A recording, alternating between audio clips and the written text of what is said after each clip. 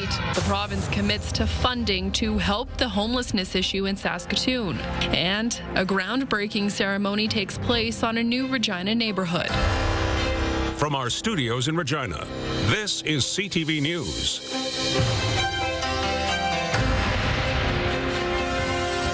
Good evening and thank you for joining us tonight. We begin with a commitment from the province to help the homelessness issue in Saskatoon.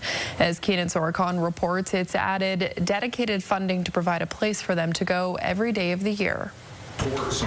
Saskatoon's winter warm-up locations will hopefully be a thing of the past moving forward, with the province announcing dedicated annual funding to keep doors open around the clock. A safe place to be 365 days a year. That is an enormous and vital step forward for our community. $3 million a year will go towards funding drop-in services, which both the province and the city hope will end the city's practice of having spaces in the summer and then winter warm-up locations like this one at St. Mary's Parish, and instead give people a place to go every day of the year. So that we don't have a drop-in center closing and then 3 weeks, where do these individuals go?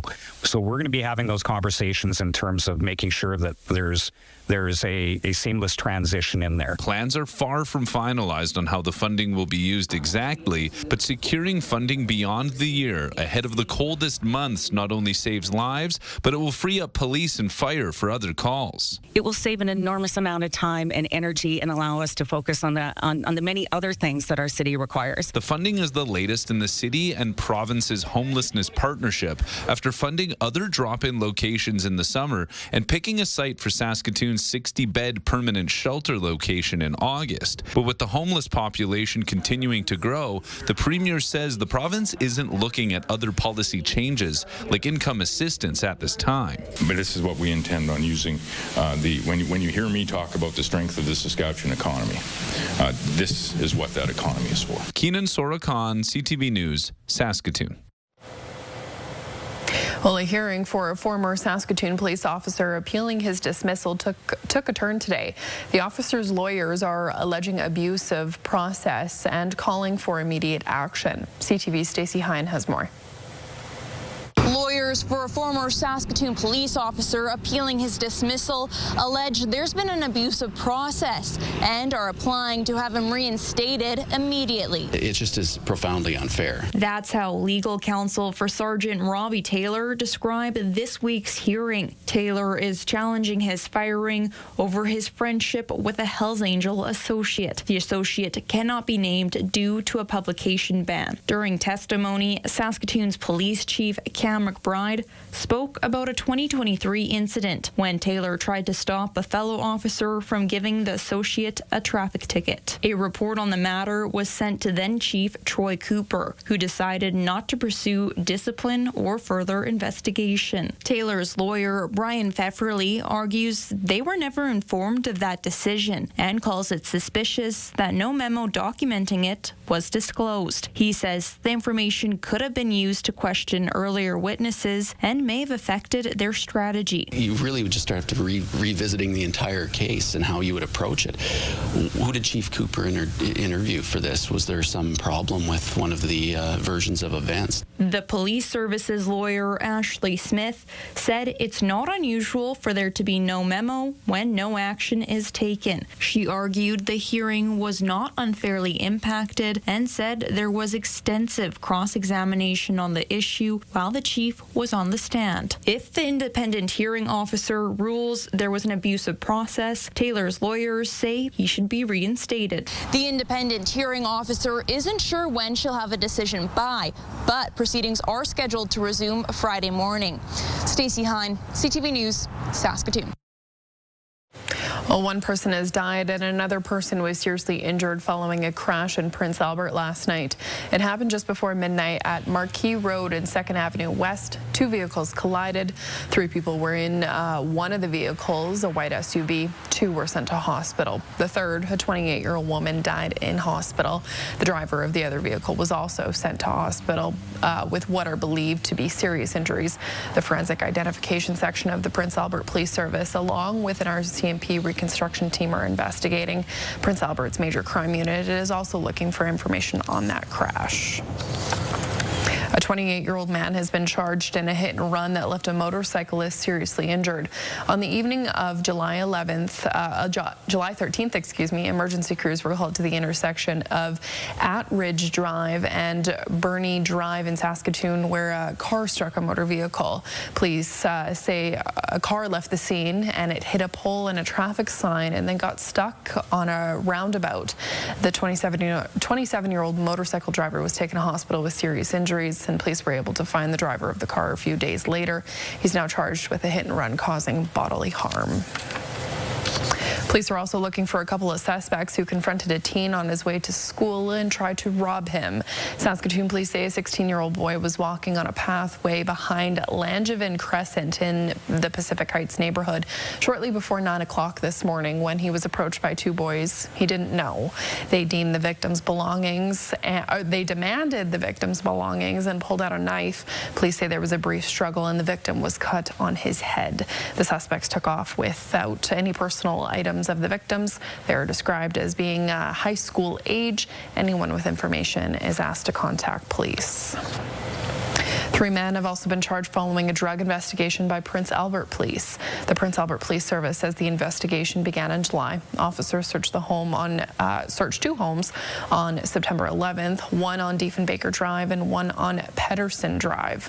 That resulted in the seizure of crack cocaine, powder cocaine, cash, ammunition, and digital scales. The 3 men aged 23, 25, and 27 have been charged with possession for the purpose of trafficking and possession of proceeds of crime under $5,000.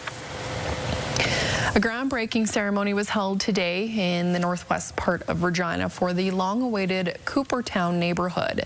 The 3 sections of farmland will become home to 36,000 residents over the next 3 decades.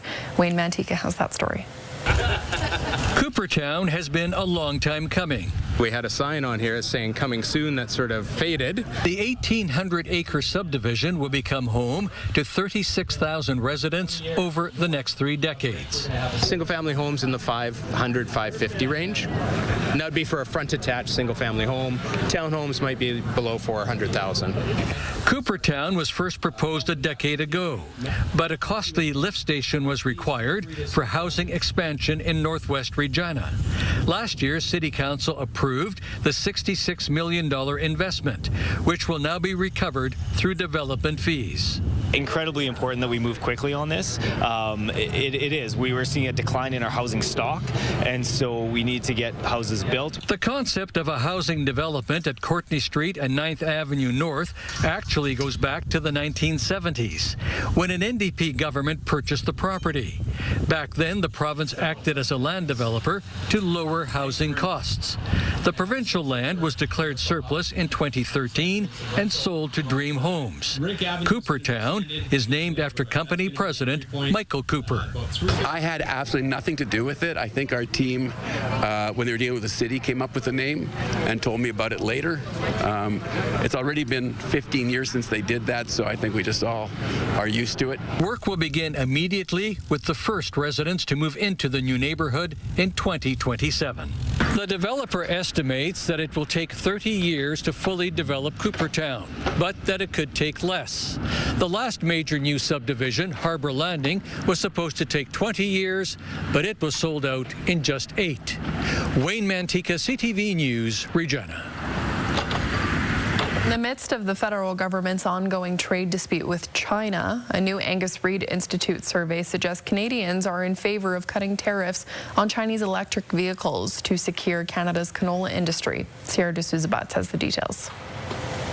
Given the economic impact China's tariffs have had on Canada's canola market so far, Canadians are leaning towards making an international deal. A lot of Canadians are looking at it and saying, even if potentially this could upset the U.S., that we want to look and potentially protect our own farmers first. A recent survey by the Angus Reid Institute suggests the majority of Canadians are in favor of dropping Chinese electric vehicle tariffs if it means helping to secure the canola industry. Based on the 340 people surveyed in Saskatchewan, that percentage rises to 68%. The survey question was part of a larger review examining several international trade issues.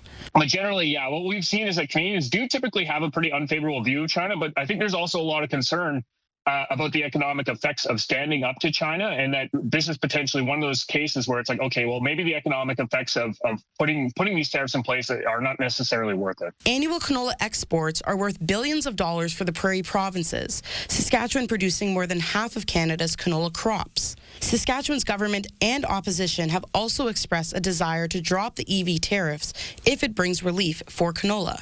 This is a call we've been making from day one here, that the province and the feds need to be working in tandem to end those tariffs that producers are paying. The government of Saskatchewan says Premier Scott Moe's trade mission to China earlier this month was a step towards a potential solution, responding to the survey in a statement saying the government of Saskatchewan is pleased majority of Canadians want to see Chinese tariffs on Canadian canola dropped, which is why Moe and industry leaders have encouraged Prime Minister Mark Carney to build on his work and engage directly with the Chinese government. Sierra D'Souza Butts, CTV News, Regina. And I expect to see combines and swathers hard at work again this week as harvest chugs along with winter wheat and fall rye crops now completed in the province. Rainfall last week did slow down some operations, but overall more than half of the provincial crop is in the bin. That's still well behind the average progress to date. Harvest of field pea and lentil crops are expected to wrap up this week. While it's slow going for chickpeas, the canola harvest is also ramping up this week. And the city of Prince Albert is pushing on with efforts to build a new 4,500-seat convention and cultural events center. It's billed as one-of-a-kind project that will host everything from sporting events to entertainment shows and corporate events. But as Jasmine Pelche reports, before that can happen, the city is looking to secure funding for the facility. It continues to work towards securing federal funding for an event center. Government's very fluid, and priorities shift and change, so we're really feeling that time is of the essence. At Monday's council meeting, the city decided to continue working with lobbyist Douglas Richardson. The visit that I attended in Ottawa, there was a series of meetings with politicians that were facilitated by our lobbyist. Not all council members were on board with the decision due to his services costing around $11,000 each month. Despite some discussion, council moved ahead with the decision to continue working with him. He's been invaluable really, with connecting us to the federal government, and I think that's where we've lacked a little bit. Our municipal government hasn't had the right connections to get in the doors and speak with the Liberal government, and that's who we need to convince that this is a really good idea. The city says that while there is no confirmed money to show for his efforts, Richardson opened the door for what could potentially be $15 million in federal funding from the Green and Inclusive Community Building Program.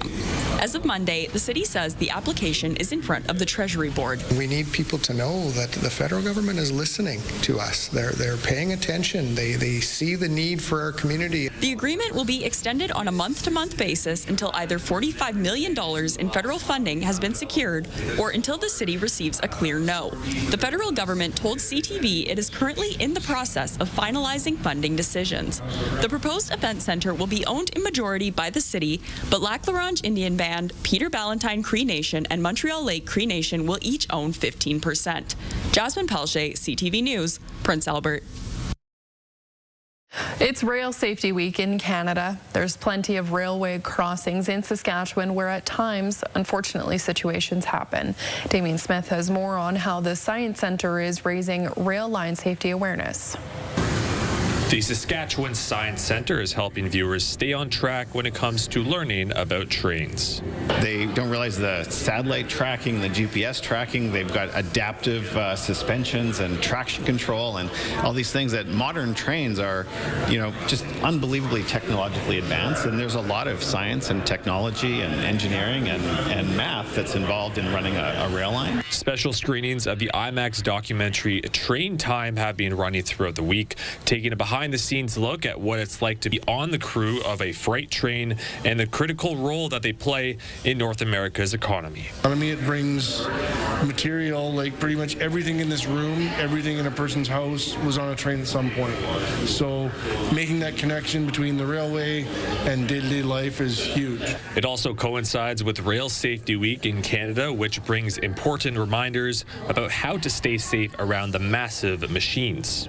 Enforcement is another aspect, but education is the most important aspect, and bringing that to the public through every demographic, whether you're walking, riding a bike, whether you're driving a truck, whether you're on a farm tractor implement, whether you're connected to the mines.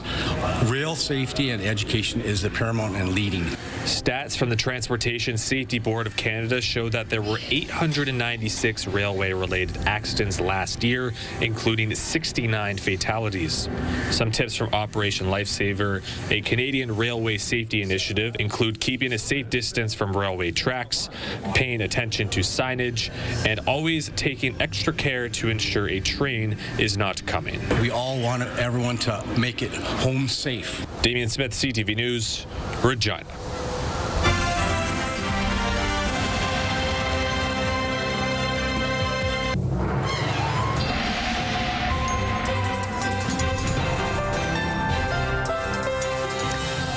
We've had some fairly decent temperatures and conditions really all week, and that is only going to continue as the first day of fall, I believe, is actually next week. So we have, a few more days of technically summer, but it almost kind of felt like summer-like conditions today. Blue skies, a little bit of clouds, and some sunshine for this Thursday. A great start to the weekend. Not much to really tell you in terms of active weather when we're looking at our radar satellite there on your screen. We did see a little bit of precipitation in the north part of the province, but other than that, very light scattered showers in the south there. Also seeing a little bit of cloud coverage, but that's only going to continue, and temperatures and conditions are looking great, and I'll tell you more about that in just a few seconds here when we get into our 7-day forecast. So there's where we reached in terms of our temperatures. 20 degrees was our high today, a little above our average around that 18-degree mark. Again, I don't have much to tell you on our weather tracker and what's to come. It's mostly just clouds to be expected over the next few days. Not going to be seeing any rain like we saw last weekend, so the picture is definitely different this weekend. So yeah, this is really the picture heading into Friday there. That's going to remain also the same for Saturday. Some cloud coverage, light, very few scattered showers in the south there by Estevan. But beyond that, it's looking clear for Saturday heading into Sunday there. So not too bad this weekend. Double digits overnight, some clear conditions overnight, and a little bit of cloud coverage depending on where you are. Double-digit temperatures also expected tomorrow. Those mid-teens expected for the Parkland region, 17 degrees expected, but those low 20s to mid-20s looks to be throughout for the rest of the areas on the board there. 11 degrees for our low tonight, up to 18. I believe that board's actually wrong. It's supposed to be 20 degrees tomorrow with a bit of sunshine there. There you go. So 20 degrees expected for tomorrow, 25 expected for Saturday. So a great weekend, a bit of a warm up expected for the weekend there. Lots of sunshine expected for the next 6 days from Saturday on throughout, and this time next week down to 23. So you can see those temperatures remaining fairly consistent after we round out our weekend and back to work on Monday there. That's kind of when we're going to be getting back into more of those average range temperatures. But yeah, it's looking great. Sunshine and plus 20. Well, hundreds of people strutted around Victoria Park in red high heels for the 9th annual Walk a Mile in Their Shoes event today. The walk was to raise awareness about gender-based violence and raise funds for the Isabel Johnson Shelter, an emergency shelter that provides housing to women and children that are fleeing domestic violence. Saskatchewan has one of the highest rates of intimate partner violence in Canada. It also gives an opportunity to show allyship and support for women who've experienced violence. And so the red shoes are that representation of walking alongside women and using our voices to speak to the issues that they're facing. Organizers hope to raise about $75,000. After the break, we take a look at the potential of tailgate parties taking place at future Rider Games.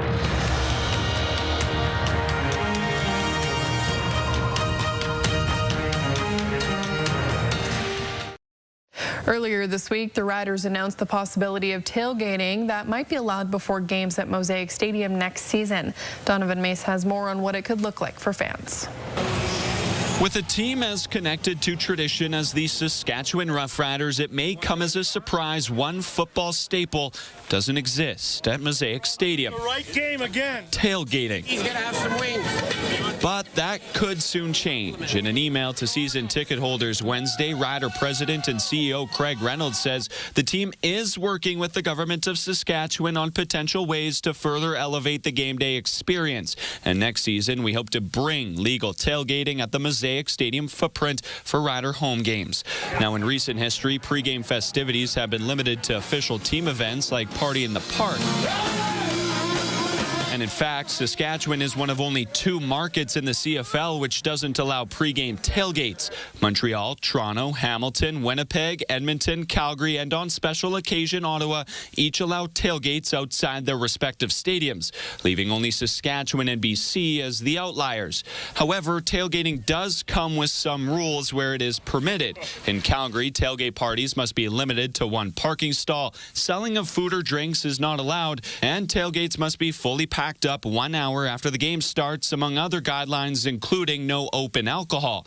Now, in order for the Riders to change their policy, some frameworks would have to change. Saskatchewan Liquor and Gaming says a number of considerations would need to be developed, including ensuring public safety, which is a top priority. And any potential framework would require support from and close collaboration with the City of Regina for these events. By law or legally wise, I'm not sure. We'd have to look into that and kind of figure that out. And I'm sure that'd be part of the engagement when we work with them on that. Now, the Riders say tailgate discussions and planning remain in the very early stages and are grilling up updates for the coming months.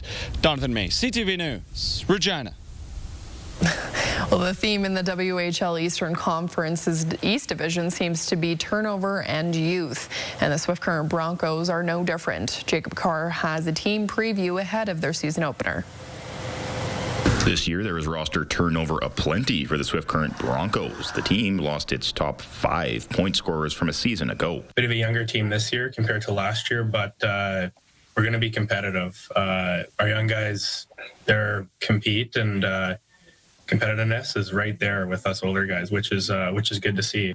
That's not the only change from last season. The Broncos hired Dean De Silva away from the Everett Silvertips to be the team's head coach. This will be De Silva's first head coaching gig in the WHL, and he knows that instilling his own philosophies and coaching style into the team will take time. We say to the players every day, we want to lay that brick properly. We want to make sure it's square, it's level, it's good. Then the next day, we'll lay another brick on top of it so that, come the end of the year, we've built that house. And that's what we're trying to do, just each day at a time.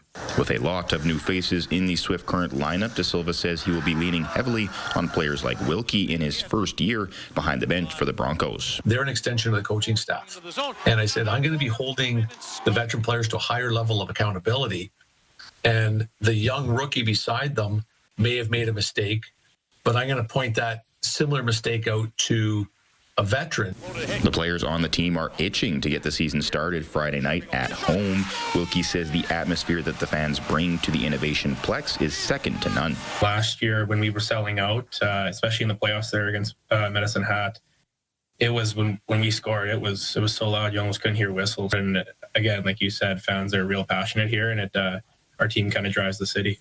The Broncos begin the season with an all-Saskatchewan matchup versus the Regina Pats. Jacob Carr, CTV News, Regina.